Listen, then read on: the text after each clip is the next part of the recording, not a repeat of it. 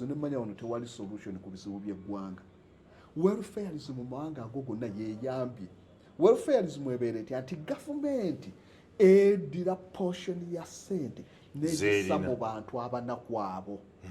Nga egyo bataddemu deliberate basobole okudimandinga ebintu. Omwezi kugenda okuggwako nga abaproduce nze bemployinze n'abantu abala. South Africa buli liita y'amafuta kuliko ka percentage akesente ke bateeka ku bafunye accident. Olufuna accident buli ku liita y'amafuta gy'onywa kubeerako sente zijogenda ku oli afunye accident. Kuba emmotoka era zino zennyini zezitutoosaka.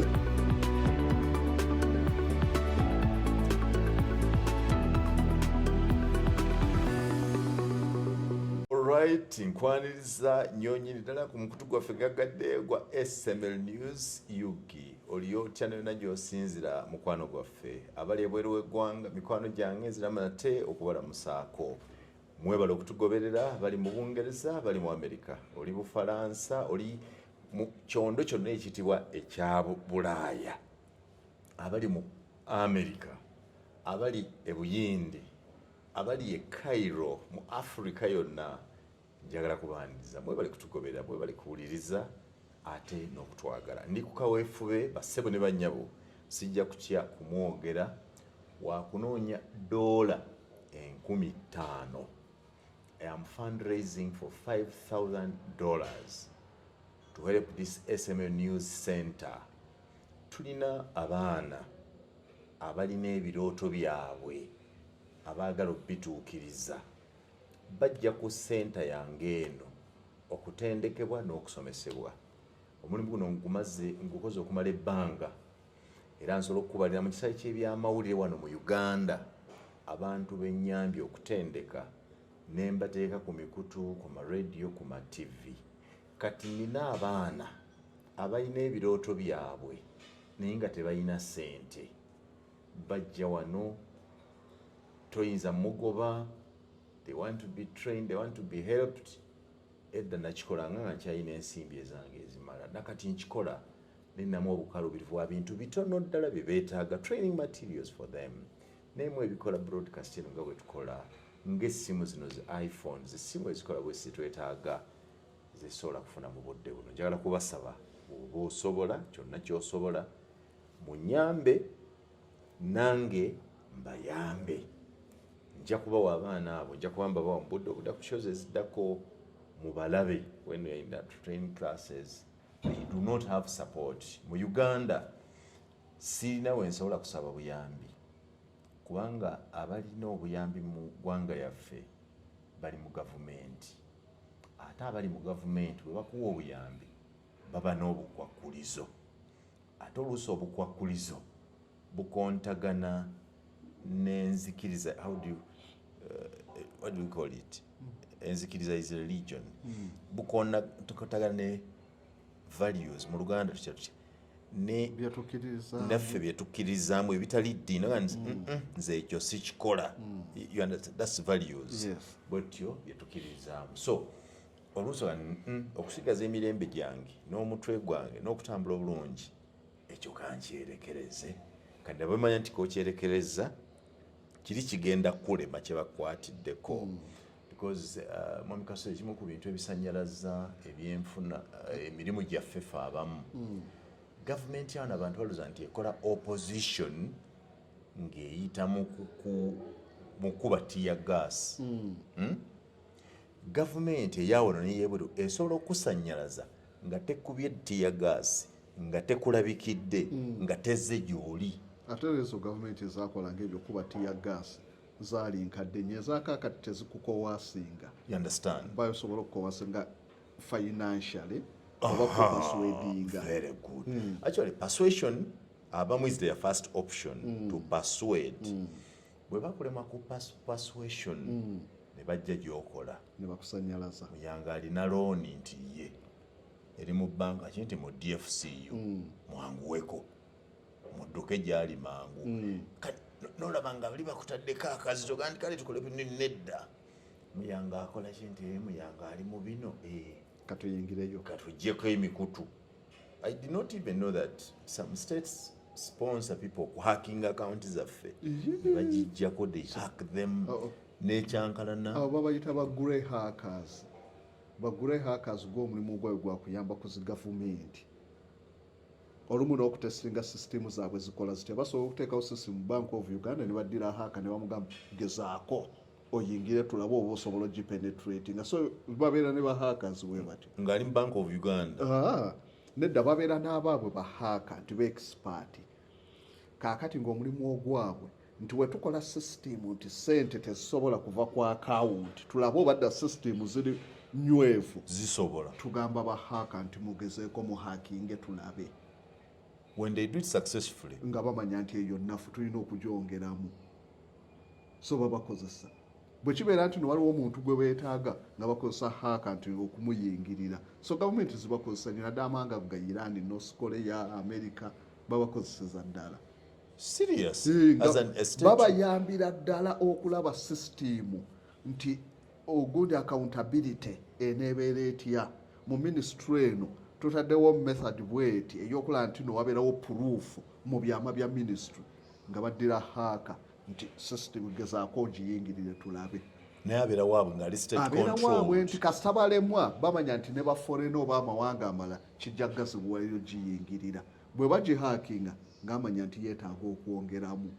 So bagure haka gye bali ebikaya ba haka biringa bisatu kati abo bagure haka omulimu gwabwe gwa kuyamba ku gavumenti kulaba nti bombo barracks tusobola okuyingirira ebyama. Bwe mulemwa nga bamanya nti awo wali ki wali safe. Yes.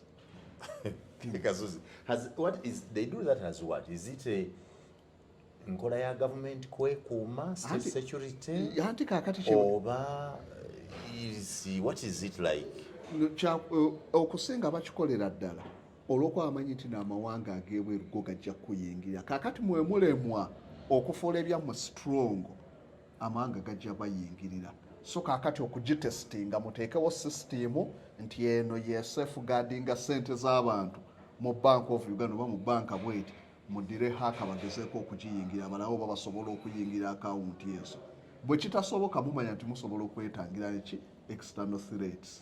So tugambe nti eno gye bali bakoze ejjuuzi ogamba nti waliwo abali bahakinga sente 60 billion mu Bank of Uganda ne bawaziwayalinga e Japan newala. Could have it been teyali hacking yali inside job bali babbi ba mu banka mwennyini omu. Minister of Finance, Bank of Uganda be bakola yali syndicate number yali bo bennyini eyo yali syndicate yamu naye sigamba nti no haka ye yava eri n'ayingira wa. so yakola syndicate taba haka taba haka bamuli mu gavumenti bamanya nti no tulina okusasula kampuni eri sente kuba Bank of Uganda yesasula waliwo nti no kampuni bweti yatukola yakolera eggwanga tulina ogisasula buli mwezi. Kakati bo ne baddira ne bamanya nti bifo ky'okusasula tubeere ng'abasasula eri kampani zigende ku akawunti endala kyejasi kye baakola ekyo the diversion and that case omusango ne gusirika naye gyegiri batubira naye nga tegijja kukola kuba babavunaana abatali batuufu nnyo. Abatuufu baabaleka ogamba ki lwaki ogaa nti abatali batuufu bali be bavunaana nti waliwo abali concerned naddala ku disbursinga sente ezo. So kaakati waliwo inside job olinaga nti yes tugenda kusindika bwe zijja ku akawunti amangu muzi withdrawing zidde wano naye nga authorization yonna erina okubeeramu abakulu mu finance. So kaakati abakulu mu finance abamu tebakwatikako ne bavunaana ate bano abalala abasemba andiraba Kasozi olaba essimu yange eno erina kye bayita online banking online banking nti nsobola okusasula omuntu nga nsinziira wano kati banka initiating system nekindaga kati nemba nga nze nteekwa okunyiga ekipeesa ekisembayo bakkirize.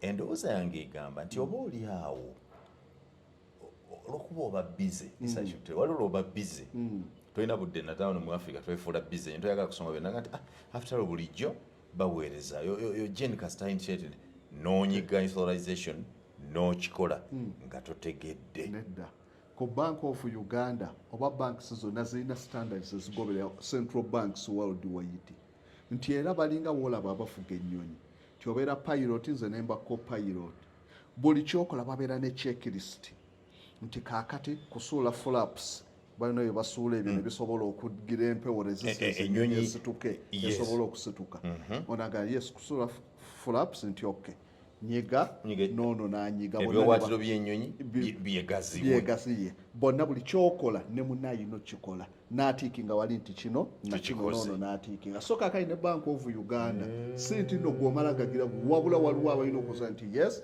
okkiriza nono akkiriza n'oli akkiriza ne ziryoka zigenda actually ekyo kyennyini kyoga mu nnyonyi bwe kiri ennyonyi etokotera eddakiika bwezi ng'awo bakyali ku checklist buli kimu kino kikoleddwa kino kikoleddwa tiikinga kino kikoleddwa tiikinga buli kimu bonna ne bakkaanya nti yes kati take off ono n'akwata bonna ne bakwatako webati n'amanya nti kaakati ennyonyi etandika so kaakati na wano banking system bwekityo bwe kirina okubeera si nti omuntu accident nadde nti bize n'ennyiga nno balina okukira. Do we know of any manyiga obwongo bukola do you know of any bank frauds ezinene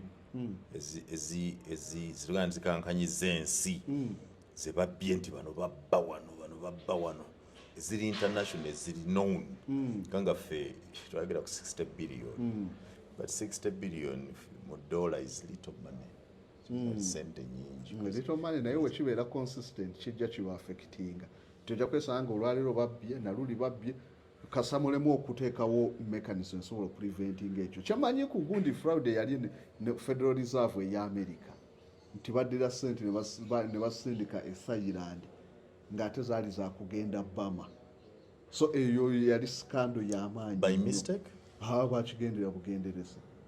bakigendera bugenderera waliwo check-ups gundi shakes zaali z'amaanyi mu Federal Reserve so okuva olwo ne batuuka ne bakizuula nti abantu basobola okukola syndicate esente z'omuwi w'omusolo ne zigenda ewalala so bavaawo nnyawo okulaba nti no bacekinga so zibeerawo mu mawanga ag'enjawulo naye bo kye bakola nti no ba ensuringa nti kino tekiddamu okukola ki okubeerawo eyo bibeerawo naye ate ffe wano kye tutakoze titulema okukwata abatuufu ne tukwata abakyamu ne kimala ne kisirikirawo era ne kiddamu oluvannyuma tugambe nti omulembe gwa computer is IT gw'abantu okubeera bagezi mu computer technology gwe guleesa obubbi ekyo nakyo kituufu kati olaba kankuwe kati nga keesi y'okkuba sente zaffe ezisinga tuzikubira gundi Germany Dirariu company ne company zitukubira sente emirundi egisinga eza Uganda Dirariu yesinga mu nsi yonna ekubira amawanga nga 136 sente era bagamba omwaka bakuba sente ezaaga okwenkana kumpi Mountain Everest wobozipanzi so naye kibaleetera nti lwaki amawanga agasinga gagaana okukuba sente zaago nti buli ddakiika abaana babakuba counterfeit money badvancinga mu skills oba wakateekamu siiru bweti mu nnaku 3 baba abaana bagizudde okugiteekamu yes kati gali amakampuni gasigala ga-updatinga software ya buli ddakiika ate ffe eno kye tutasobola so kaakati omulembe guno abagezi bangi abaana bagesebwa Uganda teyekubira sente teyekubira sente kiba expensive okubira no sente ate okusinga ozijja ebweru lwaki nti machines ze mujja okukozesa mujja kwesanga nti ate mu bbanga ttono nnyo ziba zikaddiye nga tezikyasobola ku level ya forgery eri mu nsi nga mulina ate oggula endala machines era abaana teebereza omuntu agamba nti mbadde mu Bank of Uganda emyaka 2 bw'abanga abadde ali ku ekyo abakiyize kuba abakikutte abeera atambulira so kaakati nti weesanga baliwo buli lwe muddaddayo okukyusa sente balina kye bakyusaamu okulaba nti sente zino bavoidinga counterfeit money weesanga nga bakyusa buli ddakiika gavumenti weegamba nti kale twagalayo trillion 10 okusinza ku productivity y'eggwanga twagala bazitukubira eri bajja kuzikuba bateekemu ate ekyenjawulo ekyawukanako basobole kuba abaana mu ddakiika basobola okuyiga bye bakuba sente ezo bino bya bulaka dola biki bino baba bagezaako okubanga dola exactly so kaakati baba ba-updatinga ebyuma ebyo kati amawanga gaffe gano okuddira ekyuma abaana olunakigwamu we bati ate mutumye ekirala ekinasobola okukuba kibeera expensive ne basalawo ne bawa bali baba basobola okubanga ba-updatinga technology enkya n'eggulo kati olaba buno obuchipu obusinga kati ng'ezitambuza misaire ezo chipu zetuteeka microchip ezo eggwanga erikola ebyuma ebikuwa microchip ggwanga lya Netherland amalala gonna tegasobola obuntu obutono buchifu buno obutono bwe buti we bakuba ekyuma ne bakiweereza Taiwan kuba Taiwan era America kyekigiremesa ku Taiwan yo yenkugu mu kukola microchip ezo naye ate tesobola kukola kyuma ate Netherland baba bakola ekyuma tebasobola kukola microchip so oli ayina ekyuma yes naye tasobola kukola microchip ate balina kubiguza eno ba Taiwan bo bakole microchip so ate yo bwekola microchip ate tesobola kukola kyuma kine US ne China ne bani tebannayigayo bakola kyuma ekyo bali balina monopoly yaabwe so kakayina bana abakubya sente bajja ne babeera n'ebyenjawulo ebinamo nga biri expensive oba wakakigula nga kiweddeko ate muyino kya advancing waliwo emboozi yaliwo I think 2-3 years ago nti Uganda to start printing own currency nti Uganda egenda kutandika okwekubira ya mulimu amawanga agamu agakuba currency naye emirundi egisinga mugenda okumaliza nga kibe bit expensive naye nga kyali baddoke ziwe muwanga muso kati n'ekirala nti ye safety ya wano ne corruption ojja kugamba okufulumya miliyoni dola katugamba wa biliyoni 10 ku nguzi ya wano n'obuyayi bwawe omwana ajja kufulumya 12 of which ekyo kijja kuba excess money kyetuyita gundi excess liquidity mupulina printinga sente nga musinza ku productivity y'eggwanga nti no abaana ebusoga bafulumiza ebikajjo byenkana kibatunzeewa ti byonna bye tutunze okuva mu production ne mu service bya biliyoni 6 mulina okufulumya sente ezenkanankana biliyoni 6 bwe mufulumya ekisuseemu muba mutaddewo kye bayita monetary inflation tesente zijja kuba nyingi okusukka ku busobozi bwe mu produce kati wogamba wano kubira wano sente mujja gamba twagala biliyoni 6 omwana ajja kuleeta 65 kitegeeza inflation ejja kulinnya olwazi mu bitabo mwe mubala 6 nga naye bafulumiza 5 bafulumizaamu 5 yes era ojjukira ne scandal gye twalina nti pellets ezaali zireeta sente ku kisaawe ky'ennyonyi entebe kwagirako endala ebyo byonna bwe buyayi kakati ebyo byonna byebyoze kwagirako omugugu omulala gwayise gutya kati so ennyonyi ya sente ejja erese sente balina okupangisa chartered company bano bo kye bakola yes so kakati ebyo bapangisa chartered company ereeta sente yes ne bateekako omugugu waliko byali byani sijjukira twali tugenda wa mu 220 mu Mwawa okulonda around there kwagirako ebyo ate mwabitabudde mutya tekisoboka ne batabudde era ne ddala so kakati byemu amawanga gano agakyakula ebigalemesa tino kizibu nnyo okusefugadinga okuba sente obulungi muyinza okukozinga monetary inflation omwana natuuka ali ne yeetanaga akabafulumyawo sente nga naye sente ezo teziri backed by countries productivity ani asalawo omuwendo gw'obungi bw'essente zetukuba era kikolebwa mu bbanga ki tukuba bantu baffe omanyi abasinga tulina abaana abato betuyigiriza ani asalawo nti kati baleeteyo triliyoni 10 oba printing ebiliyoni bweziti era bamanya baya nti kati ziweddewo waziyinza okuggwa mu bweba central bank kati twasindika biliyoni 10 mu bantu when do they tend kati ziweddewo ani alagirira obungi wasikwanze nalowoozanga edda kati president ayinza kubeera muwanvu bwayagalayo sente zibazayagala Bank of Uganda mbadde eddakiika 3 munkubireyo bwezi kimuzireete I think okusoma kwe kwanyamba kwa nti naye ayina limitations process ayina wakoma so kakati tekiri nti no balina kumakula nti zo twafulumya ziweddewo tezeetaaga kugwa ezo zirina osigala mu saturation buli ze bafulumya kyekyongera ku kye bayita GDP nti buli gavumenti lweraba nti no nada Bank of Uganda yekola kuba gye bakwasa ogwaki monetary regulator Bank of Uganda batula ne balaba nti abagenza abatunze ebintu ekyayina baani nti kampuni yegundi ey'emmwanyi yatunze weetunda nejja n'eddola nti tukoze miliyoni 2 eza dola bajja kuziza mu Bank of Uganda Bank of Uganda eprinting sente eza Uganda ezenkana mu miliyoni 2 eza dola bazimuwe zigende ku akawunti ye oyo ata akome wagule ekitegeezo zize mu circulation. So babeera nazo sente nga just kuprintinga buprintinze okusinzira ku buli anaabalese zeegatte ku ekonome. N'omulala wagenda n'asuubula n'atunda n'aleeta miliyoni $10 that's foreign currency. Yes. Balina okuzizza mu local currency ne bazikuwa. So ezo baziprinting eri babaira bazirina baziprintinga ne baleeta nti no zirimu nga trillion mukaaga ne zibeera mu Bank of Uganda. Kati buli ajja ng'atunze ebweru akoze amagoba ekitegeeza bannayuganda bwe baba baproducinze ziba zongera ku GDP. Otunze ebweru n'oleeta dola. Era ekireeta stability ya sente okubeera nti n'osanga nti no sente ya Kenya eyina value nene ku ya Uganda. Kitegeeza nti no okufuna dola emu eze Kenya oba weetaaganga katugeze 2.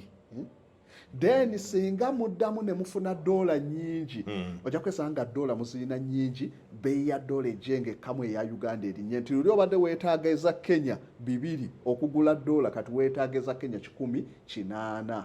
So kyekitegeeza nti sente zaffe zitandise okulinnya ku bbeeyi olw'okuba tufuna dola nyingi okuva ebweru ne tukyusa. On the sidelines oline Kasozi Samuel Philosopher tuli ku byanfuna mu fezi yaffe esooka nga tubiri kwa twetaaga okuyiga ebintu bino abantu nga tebasoma economy bino exchange rate bibabuzaabuza ani determining exchange rate. Then financial accommodation kiba kitya kuba gavumenti esobola okulagira nti mu printing sente department bweno neno teyina sente because era gavumenti basobola okukuba sente president asobola okubeera ne demand ne bakubya sente naye kiba ne effect in the long run ekiba kita financial accommodation. Asobola okulega nti yadde tewannabeerawo babakoze nnyo naye mukubyeyo ng'amiini we baakolanga naye ekyo kirinnyisa inflation newesanga sente nyingi ebintu bye zigula bitono newesanga nga oyinaako $5,000 n'ogenda ekaliro nga tusobola kugulamu envuga weza $200. Sekitegeeza sente ezo ziba tezikyalina nnyo nyingi mu muwendo naye ate ebintu byezivaamu bitono. Ate kati awo wetuli ennaku era buli lwe tutuuka mu kalulu bakozesa financial accommodation bakubyayo sente nga naye sente ezo teziri backed by productivity nti abantu bamaze kutunda bino bakube bukubizi akalulu wekagwa awo inflation ne bazisikayo neryokeeta tebazisikayo zisigala zikola anti okuzisikayo ki kye bakola ezo zibeera monetary policy. Monetary policy nti sente we zibeera ennyingi mu ggwanga. Yes, Bank of Uganda esobola ozisikayo naye bazisikayo batya bayiza okuincreasinga banka rate. Nti banka rate wona ogenda okwewola nti miliyoni 10 obadde ojja kuddizayo interest ya miliyoni 1 naga kakati zibeera miliyoni 2 oli nagamba wano sijja kwewola n'oteewola.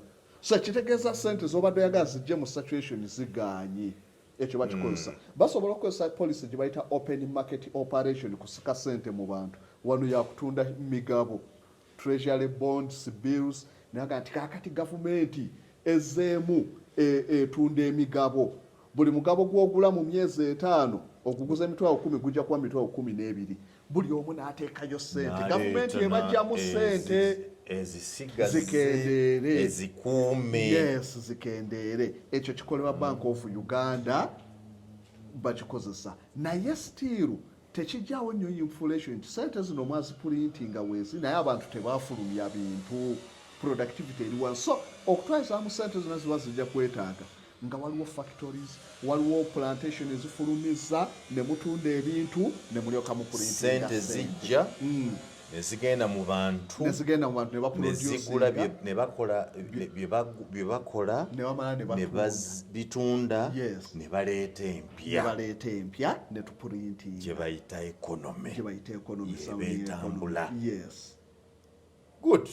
On the sidelines ne Kasozi Samuel Philosopher mutera kumumanyira mu Iran yekubye America yekubye biri bwe bityo bira tujja bituukako.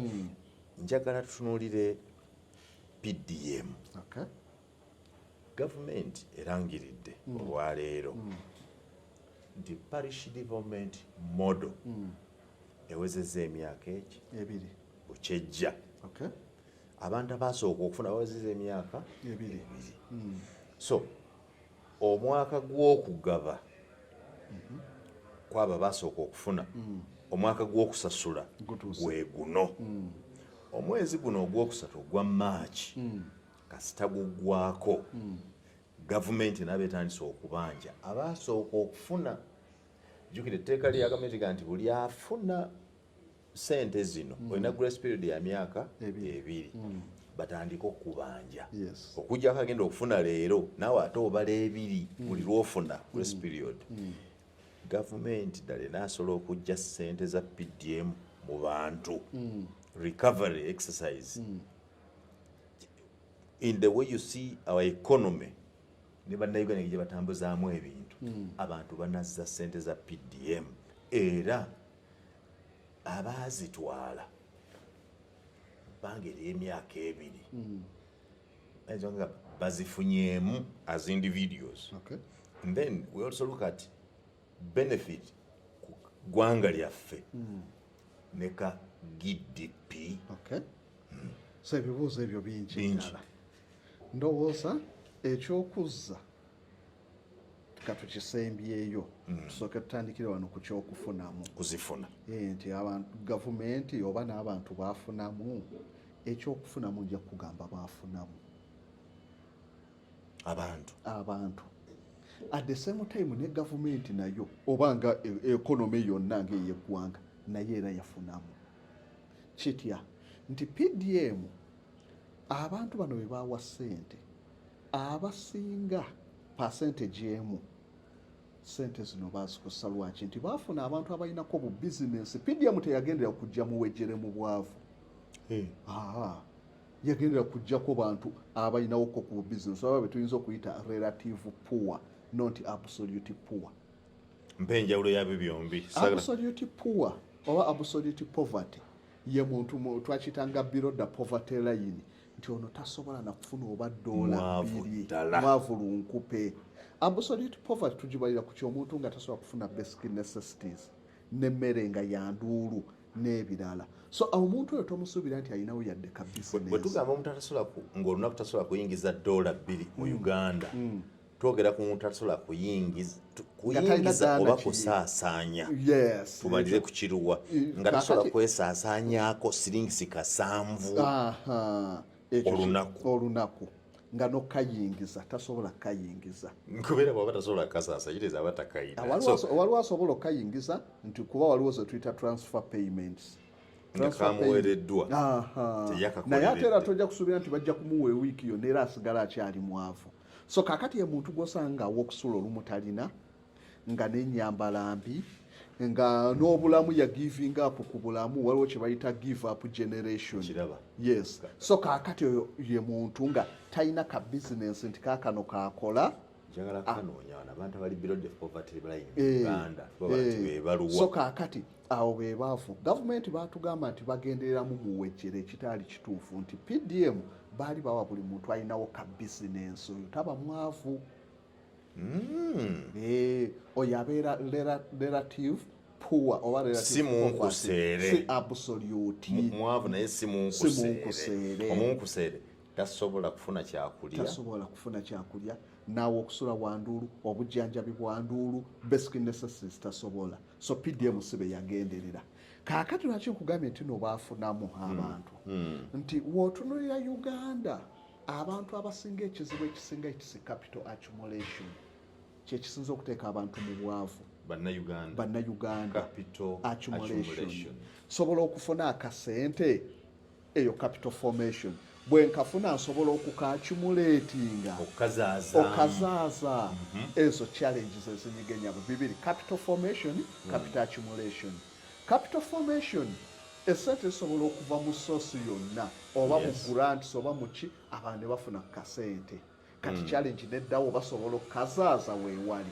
Kati gavumenti yawaako ku bantu ssente kye tuyita transfer payment obusente money and without corresponding provision of work toyina kyokoze gavumenti neekuwa buwi akakadde ogende weerwaneko weerongoosa kaakati akakadde ako olwokuba baakaba abamu ku balina ku bubizinensi abasinga kabayamba naliko enajja nankumbi kuba nze nakola okunoonyereza ku PDM twakola ne MOOCs University okunoonyereza ku PDM mu Lubaga division n'ebitundu ebya Kampala n'ewala baakola okunoonyereza okulaba ddala oba PDM erina bwegasiza abantu. Nze kennyini nakola Lubaga Lungujja bitundu ebyo byonna Masanafu yonna eyo mu migotteko yes nga tugendera ddala ku ba beneficiary abaafuna ssente za PDM mu mazima ga Katonda ng'okuggyako okuvumirira ekitaliimu w'otuuka ku bantu bali ng'enjawulo weeri baafunako ku njawulo. Nali mu kitunzi ne nesanga ng'ekikumi abaafuna ssente abantu 2 bezaagootánako ne batasukolamu kintu. babiri ng'osampuliza abantu bameka?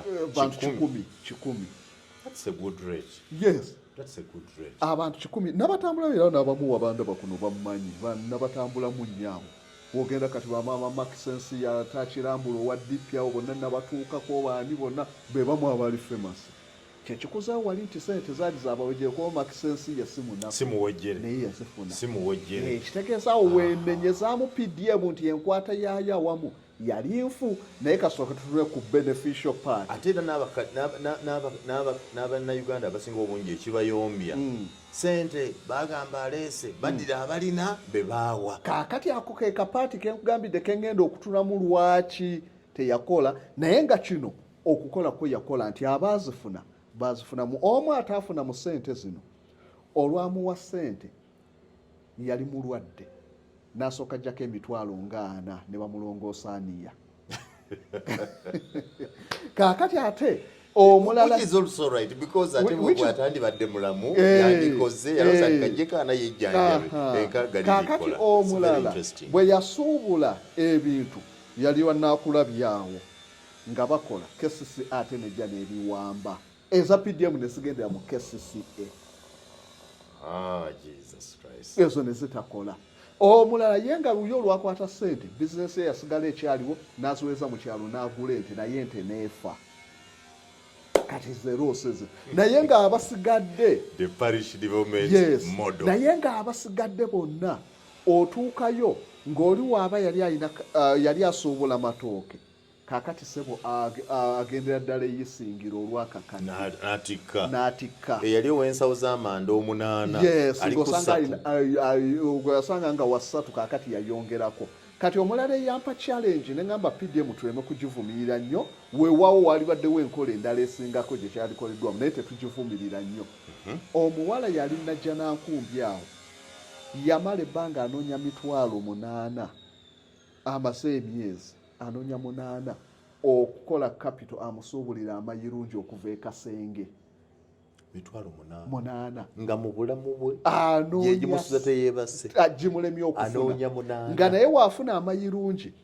bw'anaagasuubula n'agateeka ku kibanda kya firimu wali n'agula bino bisimaya obiti obwo yes n'agula n'ekimeeza kye wali kwateeka okuwera 8 ag'emitwalo 4 baba bagalidde aba akozeeko ogumu ekitundu n'addayo ate n'asuubula amalala ate ab'olweggulo ge bakola nga sente zayaga business buli muntu mubuuza ani atamanyi ku bibanda oba tebibeerawo babeera muli beegaaya nga yeye business gyayagala era olwafuna PDM yafuna ebibanda nga 3 wanaateekawo naye linaateekayo muli naye linaateekawo omuntu mayirungi big chewing gums n'ekimeeza kye wali kwateeka so PDM kati we tubanga tuvumirira ekyo tusooke tukolengako ko research tulabe nti waliwo abakomunisi be bakiyita shock therapy nti olumu osobola okuddira omuntu olw'okuba alwadde ne mumukubedda oba nga resuscitation nti omutima gudde engulu nga kyetaagisa mukuba amasannyalaze gudde engulu so olumu mukosaako nga ekyo kijja kubeera nga disastrous ku muntu naye nga kijja kuzaalamu ebirungi so kaakati webabanga bakozesa sente toyina wookeera nkya n'okivumirira nga waliwo abantu 97 mu Lungujja abaaziganyulwamu so waliwo yes kaakati eyo paati netugisa wali ate naye walala nze waffe Nakasongola omuwala omu neighbor waffe ewaka olwamuwa sente za PDM enkeera yafunirawo wa boda paka Luweero n'agula ekitanda kya mitwalo 3 nassa mu nju ekitanda bed bed nassa mu nju ne tukivumirira nti lwaki yaguza ekitanda n'asigazaawo emitwalo gye 7 omuwala yatandika okugula asiika pancakes naye lwensuzeeyo woba tewakoze order kiro ku makya tofuna olumusiika bwati nti wa mitwalo 12 mu tawuni bamutwalirawo order PDM Kabalagala kati toyinawo kati ekitanda kikolana ne Kabalagala yagula kwebakako ye kyali ekirooto ky'abeerina ekitanda ezisigaddewo n'azipulaningira ensanvu bwe yagula n'asaaga omufaliso n'amasuuka ne mutandika okugenda ye yali yayagala dde okufuna ku kitanda kati yakola ekibalo kye bulungi ti emitwalo 3 gigwera mu kitanda na mufaliso ne transport kaakati ezisigadde ensanvu kwe yagula ebigenda okumu akeera wali kusiika nezigenda okuwera mu kitundu nga bamuddusiza dda mu tawuni Kabalagala ogenda otuukawo nti okusinga wakoze lumu order ekiro olwo wali mufunye gwowo ku kitundu kati ali wali tokyamugambako kati liizi avaamu Kabalagala naye afuna sente era abeera alina order ogenda okulaba boda emuleetedde endiizi wali buli kiseera n'agula mawogo we n'ebirala byonna ebigenda okuvaamu akawunga kaakati tolina wojja kumugamba nti PDM tekoze so bwe tubanga tuvumirira ebintu ebimu waliwo ekimu kye tulina okutunulira tulabe teriyo kintu outright nti no kirina disadvantage so kati oyo individual benefit yes so ku research gye twakola twagala okukizwanga mu butuufu kumpi 90% zirina kye zaabongerako abantu abo kaakati ebizibu biriwa nti wagenda okwesanga PDM yalemwa okutuuka ku targeted individuals nina omukyala mu poliisi ali awo Wandigeye naye nga yafuna PDM naye nga alina saaluni emu miliyoni nga 30 akakadde agulamu buguzi rollers oba era I don't even think you can get neweewuuza PDM lwaki bali badde bagiwa Nakasero 3 bagiwa Naggulu bagiwa wa so awo wewaali weakness so you said esente zino tezaali za munaku mu nkuseere tezaatagetinga tubale nti mu economy atatambula yes teyafuna zaali za munaku atandise okusenvula yeyongeremu ku misinde bwetwandikitutte yes naye ate baakolawo byokugamba nti sente z'abankusi era bo bamanyi zaabwe bayomba tebaatuwa ekyo tekyakolera ddala omuntu yenna yafunanga sente wamalanga okulaga ku bizinensi etambula era abasinga ate nkulayirira sente ezo we baaziwawa kumpi ndowooza 60% tebaziteeka mu bizinensi ze baregisitaringa baziteeka mu birala byebategeera yes nedda ng'oli alina ka bizinensi kabadde katambula kati omwami yali awo najja nankumbi so yalina coordinator yalina bizinensi ya chapati nga naye akubya eŋŋaano ze kumpi akubya gundi oba zibeera cartons ndimukubya chapati nga cartons ze ng'akubya cartons ze nga 2 kaakati olwamuwa sente ate yateeka mu nkoko so abasinga tebaateeka mu bizinensi zino ekitegeeza tetwawa baki batuufu bano baali basobola otambuza obulamu so twali badde tugenderera abawejjere beebaliwa abaana abaava mu kusoma ba drop out tebalina capital talina bizinensi awo baali baddewo neki ne targeted poverty alleviation kuyaba abaana naye bakidesigninga bubi nga kitagetinga abalina abadde ku chapati abadde atambula afuna ekyokulya yereeta ku mulimu asobola okwejjanjaba bw'aba alwadde waddeera mulovu so tali ku ddaala eryo kati abo ate baali badesigningidde kirala kakyenna kugamba nti enkwata gye twakikwatamu twale mu kikwata nga China abasobola okugoba obunkuseere baali basuubira 2.3 bazeeta gundi sustainable development goals nti 2.3 amawanga agasinga nga gagobye obunkuseere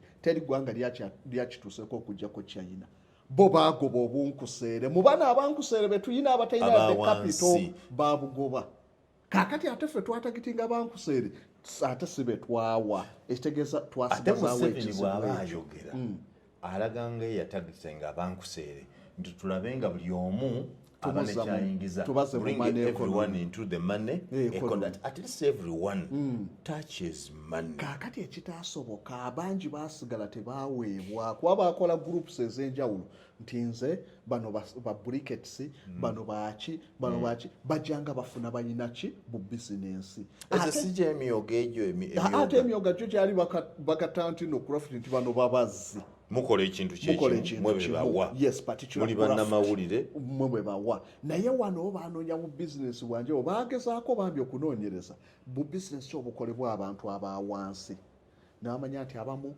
toninnyira obuntu we butyo ne babufuna naye tebaamalayo nnyo so kyenkugambidde nti baawa abalinako bu bizinesi so nga PDM yalibadde ng'oba balinako omutendera okugendera ono nti siyina yadde tumuyambye tutya okufuna entandikwa so PDM yayamba kubalinako kebalina which is okay nakyo. Okay. Yes. Now let's go to overall productive abantu. Bwebanga the purpose was produce more. As in production increased. Abantu bongedde okufulumya. Okay. Ebikola because ebyo ebifuluma bye bigenda mu GDP. Yes, byongera Twongedde. Kaakati wano challenge weeri tino twakozesa solution etejja kutuyamba nnyo tituddidde omuwala embeerera tutandise okumuteeka ku family planning oba omuwala atannakutuuka namutinejja akaana bino obwa primary buno pittu tutandise omuwa empekeza family planning twakolamu ensobi nti wekibanga PDM yali egenderera ku boostinga production twatandikira ate ku level ya abasinga ba trading betwawa sente twawa omukyala ayina omudaala mu katale nga entula agenda sigula buguzi Mufo kyokuwa awo mulimi alimye entula. yes kaakati yagambidde nti nno amawanga agakula go gakolanga tiers poverty alleviation programs nga zaatandikira ku muntu wansi mu kyalo China kyekigikuzizza kyokka nti basookera ku muntu oli kuba China ne watunulira amawanga gonna amawanga gonna okula kw'abantu ba peasant ye backbone y'economy era ne mu Europe bagambanga nti the peasants are the backbone. They purchase and they produce ba peasant. So kakati ba peasant be bakola amawanga ga Europe okugakuza nga peasant asooka enjuba okuvaayo enjuba n'emusooka okugwa. Peasant mu Europe I like that. yasookanga enjuba okuvaayo egenda ovaayo bweti nga yazuukuse dda akola ali ku mulimu n'abeerayo n'agukola enjuba n'egwa nga tannavaayo be baakuza Europe. Abo ba peasant be baazaalanga abaana abaakuza Europe nti factories n'obwana obuto bwatuukanga nga bukola mu factory. Waakiri Bulonde olinga ku factory ne ku mashini bwakoleranga waakiri Bulonda Kasozi ne Bulonde bwe bityo. Peasant era abaana bangi babatemangako engalo factories ne bayisa agundi labor organizations nga bannaye abaana bafe mu factory bongeeza negamba bwe bafa mu factory mu Faransa etuyitako twetaaga labor force tubuleke kale zibe za bitundu peasant.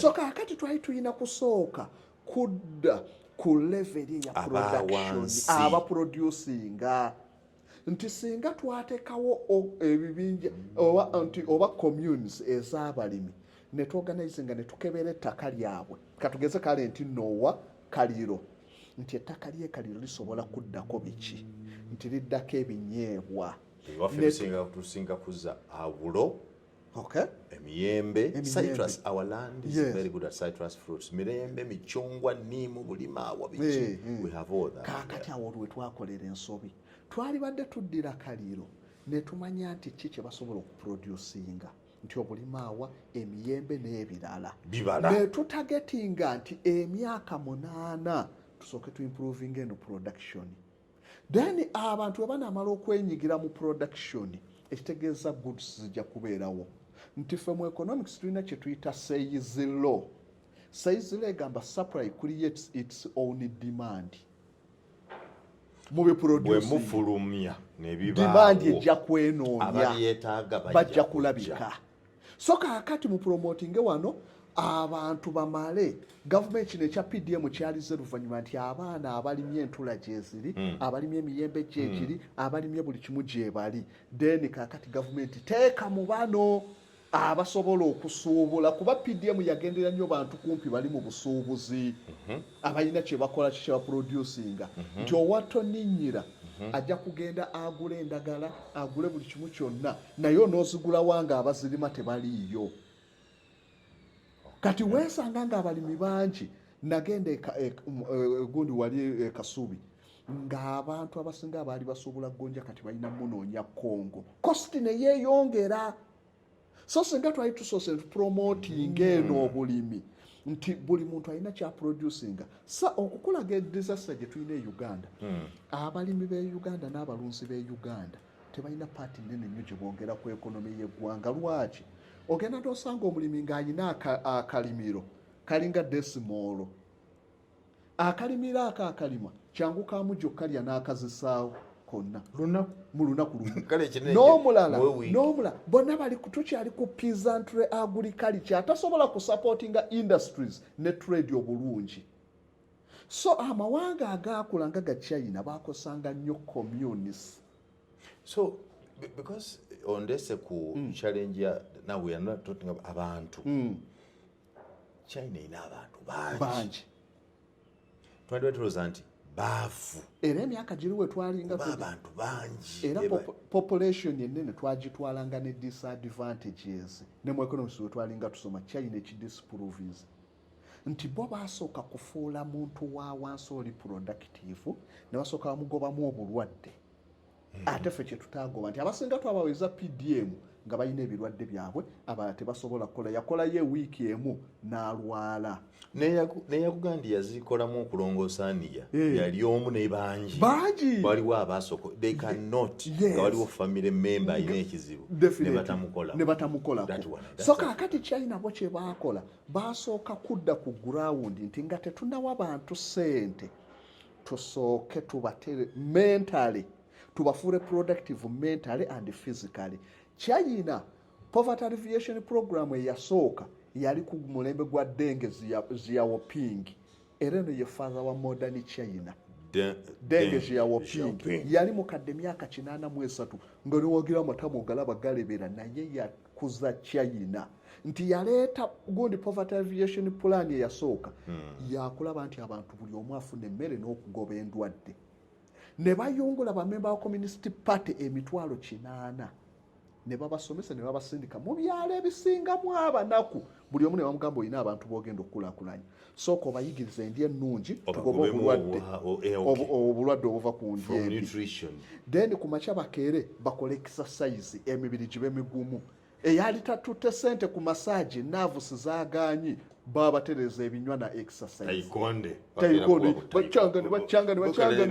yes era ne watunula education system ya China omwana we China buli ow'ekisulo buli ku makya bakeera kukola exercise ekitali wano Uganda twakolanga PE naye nga tuffe twamuwanga nnaku wali buli ku makya bazuukuka babeera era China bakugamba education yaayo it's not joyful si yasanyu bakeera ne bakola so ne basooka bagoba obulwadde we mugoba obulwadde n'omuntu oli nga muyigiriza okulima emmere akirina mujja kumwongeramu surplus etundibwe so weesanga nga buli muntu ali productive we baalima kaakati surplus eyo yegenda mu katale then olwamala ne batandika gavumenti yo neetandika okukola communities ezaayo bawe tractor otekewo plantation population enene egende mu plantation bakole era China buli mwana yene yafulumanga ku university yakolangako ku hard labor basooka okusindika mu plantation n'okola gemanga plantation otegeeza ennimiro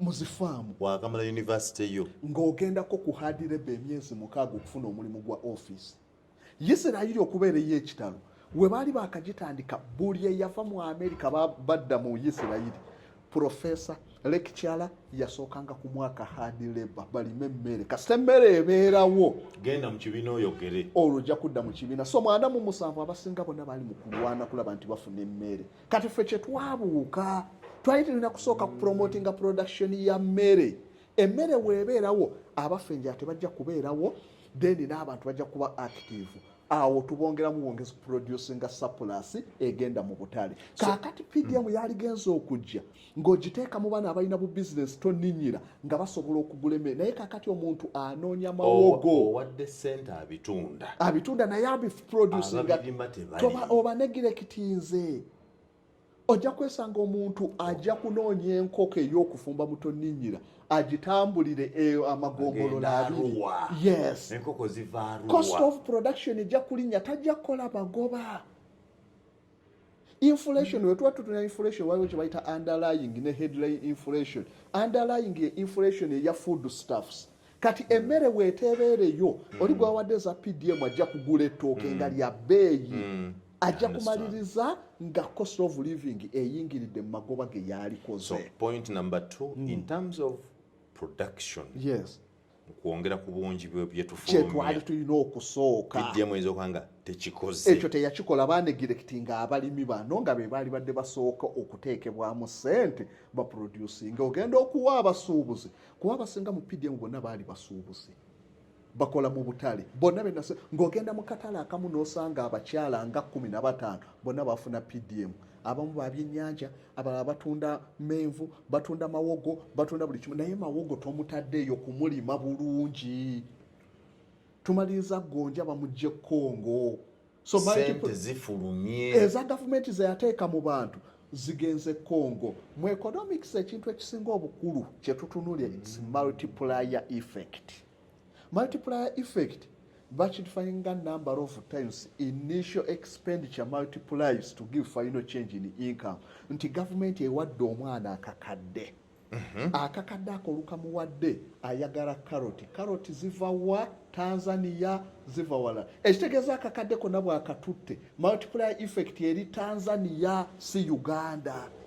Abatanzania be bafunye amagoba be bongedde okulima karoti so singa twali tumaze okutagetinga nti ebitundu bino bisobola okuddamu karoti gavumenti neteekamu abalimi ne bazirima mu bungi omulimi w'e Tanzania yafunamu stress y'akatale amanyi nti karoti mulima abamwagala weba lwaki akakadde kaffe tukawadde gundi akatwale Tanzania multiplication ebeere Tanzania kuba owe Tanzania gwe tugulako obummonde oba buve Kenya oli afunyeza PDM n'agenda aleeta ensawo ze ez'obummonde 8 sente ezo zonna akakadde akawadde be Tanzania owe Tanzania yafunamu nti yagenda okwongerako abakozi mbadde nkozesa 10 abalala njagala 2 olw'okuba yafunye ku z'e Uganda ababiri bataddeko be bagenda okugula bazimbe byonna so benefits zidda Tanzania Kasozi omuceere gwa wano omuceere gwa wano guva Tanzania I do not know tutandika okubibala byonna galiki Tanzania karoti Tanzania gundi obummonde obusinga obulungi babu Tanzania amatooke gennyini ze nali ebukanga eri ku border eyisingiro balima amatooke naye nga agasinga ate gava Tanzania extension y'amatooke esinga Tanzania so kakati olw'okuba bali bapromotinze sente ze Uganda zimaliriza zidde eri multiplier effect tedda wano eyali badde awo ow'amatooke ow'essingo n'agenda agula amabaati ow'amabaati n'owa boda n'afunako ogenda okumaliza nga akakadde kavuddemu ne kavaamu biliyoni mu bantu wano kasigadde wano Uganda naye olukakwata President Museveni yasiba ayogerera humorage ekikulukuto olukwata akakadde bwe kati omwana addukirawo Tanzania ezo zifulumye olukwata bwati agenda kugonja Kongo olukwata eyo humorage obutungulu galiki biki byonna kanimanyi tufuna amagi okuva Kenya so singa twapromotinga wano esente zabadde zitambulira within economy ebeera stable statistics zino nayagadde nzikulage mu Uganda mu mwaka 2023-2024 kubanga mu statistical recent surveys zega nti bannayuganda ebitundu 16 ku buli 10 be bankuseere the poverty abali below the poverty line bali 16.1% bankuseere omuntu sendoza ye muntu nga n'ekyeggulo nakyo nga timing ewuwo muba mujjula n'akyakuemboozi ate ekyemisana aba yabadde wange ye ng'omuntu left alone tasobola kweyimirizaawo 16.1% be bannayuganda obukadde 7 ku population eno gye tulina eya obukadde 46 bwe tulina kyeza abantu obukadde 39 be basobola okweyimirizawo in one way or another. Yes. Naye abantu obukadde 7 tebasobola. bankusobola tasobola. Omanyi obunene bw'ekintu eky'obukadde 7? It's a big population. Ekisookera ddala ekitegeeza abo tubajje mu ki demand ekikuza amawanga gonna effective demand. Obwetaavu babulina waliwo demand naye effective demand. Demand osobola okubeerawo nga weetaaga ekindazi naye nga sente toyina n'obivaako. Naye ne wabeerawo akyetaaga ng'asobola okkigula. Kakati twetaaga creating effective demand miliyoni ez'omusanvu ziyambiddwa zitya. Kubajjukira emu ku kozi ya unemployment bakiyita cyclic unemployment oba mass unemployment. Mass unemployment eva ku deficiency in aggregate demand. Nti no waliwo abatagula. Oli wanaafulumya emigaati gye ne batagigula ajjakeera enkya abakozi babadde 6 agambe kansigazeeku bameka 3. Eŋŋaano mbadde ngula katoni 3 kangule ku muka eya unemployment nga naye kivudde ku demand. So kakati be economists ng'aba John Keynes basuggestinga nti okuyamba abantu bali obutasalako bakozi olina kubustinga aggregate demand. Aggregate demand olina kukola otya kuteeka sente mu bantu. So PDM ababanja ebikolebwa bwe baba bangi abadimandi katugeze kukozesa bya bulimi. Yes. Ababanja emmere abaagala emmere baba bangi n'abagirima bajja kweyongera olwo n'abayingiza beeyongera. Kati abantu fe abateekateeka gavumenti bino beeyogerako tebabimanyi. Kaakati obuzibu nti tulinawo nnyo basoma economics. Tulina economics wa mirundi ebiri. Tulinawo applied economics ne theoretical. Babisoma no theoretically naye okubyapulayinga ne kugaana. Nti kyosomye osobola otyo kyapulayinga wano.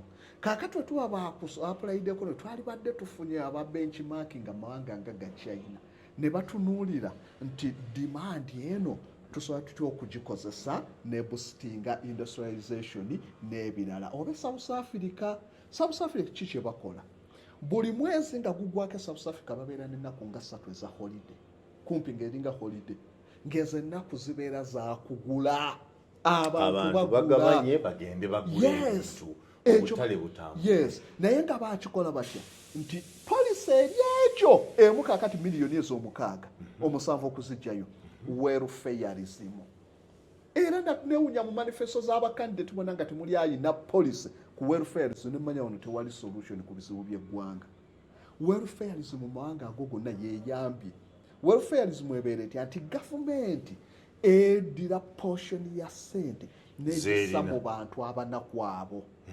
Nga egi bataddemu deliberate basobola okudimandinga ebintu. Omwezi kugenda okuggwako nga baproduce nze bemployinze n'abantu abalala. South Africa buli liita y'amafuta kuliko ka percentage akesente ke bateeka ku bafunye accident. Olufuna accident buli ku liita y'amafuta gy'onywa kubeerako sente zijogenda kwoli afunye accident. Kuba emmotoka era zino zennyini zisasulira ekyo ekitegeeza n'afunye accident ali mulago bamuwanisa okugulu abeera asobola odimandinga ebyamaguzi kuba alina akasente kafunye mu gavumenti. Etegeeza tomugye mu demand miliyoni ez'omusanvu nga tesobola kudimandinga bintu kinene. Naye waali ajja kubeera eri aweereze mukyala we welfareism. Gavumenti ekutte sente bukwasi ne zibaluma naye katuziwa abantu bano abakadde. South Africa okusinziira ku myaka ow'emyaka 6 afunayo randi eziwera ndooza nga 1,200. 65 ku 7 n'afuna nga 2,000. 75 ku 8 gy'akoma okufuna. Abakadde abo babeera balinze buli luvannyuma omwezi olugwako 26 nga basikayo sente agenda okugira bwati katugezesa wano omukadde ng'afunye emitwalo 45. Ajja kugenda asooka agulireko abaana eggaati agule kiro y'ennyama agule ki olwo dima kumpi z'oba wadde bazizaayo zonna. So yes kakati abalirize mu dakiika yes recovery. Kakati recovery tejja kusobekerako ddala. Kasozi we nalabako ewantu abamu we bagezaako n'akulaba endowooza oba bagiyita zone 4 nti bali ebeat organized. Bo abantu beekolamu omulimu nti bane buli afunye sente tutandikirewo kale buli lunaku buli week tusevingengayo 4,400 ne bakikola era abo bo bajja kusobola okuzijjayo kuza PDM nti wadde okola naye komyangawo tuleme kulinda saawa ziri kyava ku ki management balina LCL organized bebakubizanga ngero ataawo ziba zidda sonde 10,000 ng'amuga nti buli wiiki leeta ye1,400 kankibalenga muwanda era siiru kuba kye balinanga n'ebitabo babiina era ng'otuukayo buli lwakusatu nga layini y'omuntu yokka eripootinga ku ofiisi ya LC okuteekayo 52 emitwalo 2.8 times 2 kitegeeza by now gwe miliyoni 2 ku akawunti ye waliwo emitwalo 41 kaakati wayongerako emyaka emirala 2 akakadde kaba kavuddeyo bali organized naye obuzibu bwa wano ate era zino tebabagambye nti bazize zonna omulundi gumu zigenda kuddiranga mu feesi bw'abanga kati asobola okuwaaka 41 mwaka kaaga omwaka ogumu abazimaze asobola okuzimalayo abo bo n'abatono naye wasinga structure zaffe ez'ebyalo nfu on the sidelines ne Kasozi Samuel Philosopher mu byenfuna tewerabira buli wiiki tujja kwogeranga ku byenfuna bino twogera ku byenfuna bino mu ntegeera yaffe ey'omuntu wa bulijjo baleme kuwa bigambo GDP GNP per capita nga bikukaluubiriza olabye eza PDM gavumenti abantu tebamanya abasinga nti baali babawola kati nze singa nalimu ekyo bagamba babawadde singa nalimu ekyo ekya twalisoose kukozesa ubosi ne defining ebyalo bulungi